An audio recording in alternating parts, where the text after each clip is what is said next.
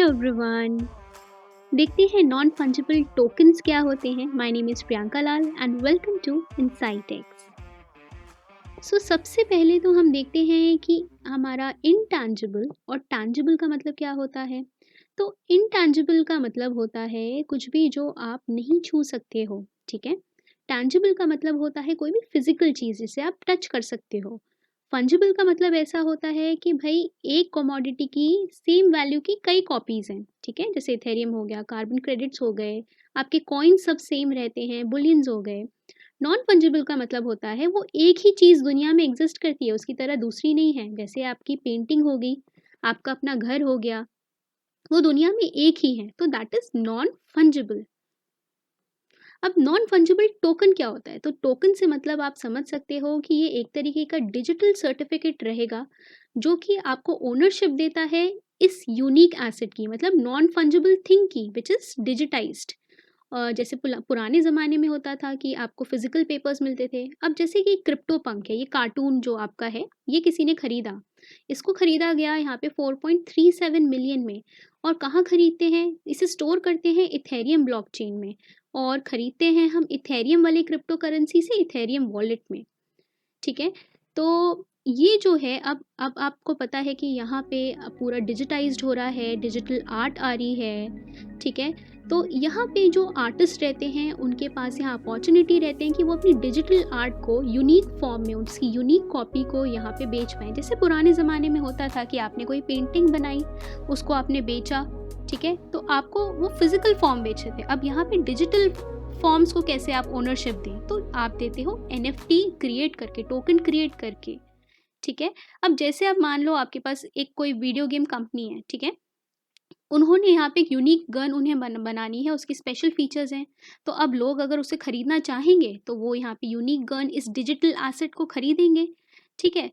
तो ये इस प्रकार से यहाँ पे चलता है कि कुछ भी यहाँ पे डिजिटल एसेट आप क्रिएट कर सकते हो वर्चुअल वर्ल्ड में, और उसको आप बेच सकते हो, ठीक है। अब देखो ये यहाँ पे अब अभी एग्जिस्टिंग क्या होता है, एक चीज़ की कई सारी कॉपीज़ होती हैं, ओरिजिनल हमें नहीं पता चलता है। तो इससे एनएफटी से आपको एक ओरिजिनल कॉपी जो है क्रिएट करी जाएगी। काम कैसे करता है अब ये पूरा एनएफटी का प्रोसेस क्या है? यहाँ पे एक आर्टिस्ट होता है, ठीक है, उसके पास कॉपीराइट होता है, उसने ये एसेट क्रिएट किया है डिजिटल। वो यहाँ पे इस क्रिप्टो करेंसी इस वॉलेट के पास जाएगा, ठीक है, वो बोलेगा कि आप क्या करो, इथेरियम ब्लॉकचेन में इसको स्टोर कर दो और इसको बेचो। अब ये लोग क्या करेंगे, ये लोग इसको मिंट करेंगे, क्रिएट करेंगे, और एक यहाँ पे डिजिटल टोकन रिलीज कर देंगे। उसके साथ एक आईडी रिलीज कर देंगे, ठीक है, और एक यहाँ पे ओनरशिप लिख देंगे कि इस बंदे का है। अब यहाँ पे मार्केट प्लेस में जाके इसको बेचेंगे, और फिर यहाँ पे जो भी इंटरेस्टेड होगा बंदा, वो क्रिप्टो करेंसी इथेरियम जैसे लेके आएगा और इसको यहाँ पे इस इथेरियम वॉलेट से खरीद लेगा, ठीक है। अब देखो क्या होगा, फिर ये यहाँ पे डिजिटल आर्ट जो है, इसको ये सर्टिफिकेट मिल जाएगा, इस बंदे को ट्रांसफर कर दिया जाएगा। तो ये जो है पूरा, ये जो ओनरशिप है इस ब्लॉक में स्टोर हो जाती है, उसकी जो यूनिक आईडी रहती है उसको लिंक कर दिया जाता है इस आर्ट से कि ये आर्ट है, इसकी आईडी ये है। और ये पूरा सेंट्रलाइज स्टोरेज रहता है, ये जो पूरा ब्लॉकचेन टेक्नोलॉजी होती है ऐसे।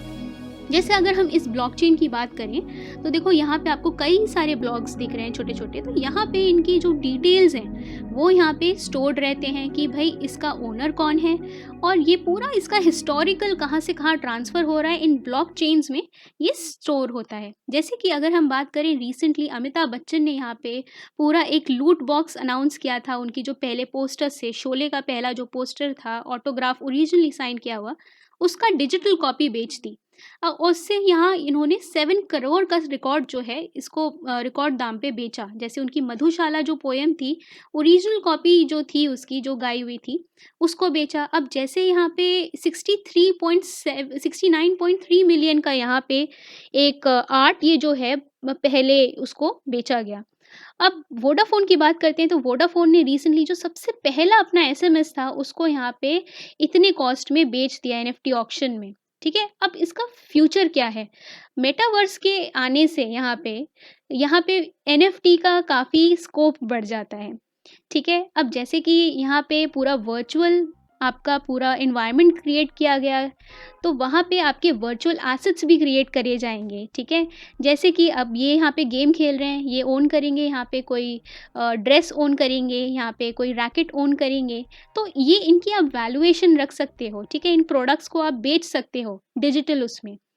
इनके प्रोज़ एंड कॉन्स क्या हैं? प्रोज़ तो देखो यही है कि यहाँ पे गेमिंग में जैसे मैंने आपको गन का एग्ज़ाम्पल दिया, तो ये सब एक वाइडर एरिया कमर्शियलाइज़्ड एरिया हो सकता है, डिजिटल उसमें, ठीक है? दूसरा एक यहाँ पे आपको ओनरशिप मिलती है, जो यहाँ पे आर्टिस्ट हैं उनको अपने क्रिएटिव थिंग्स की उनको ओनरशिप मिलती है।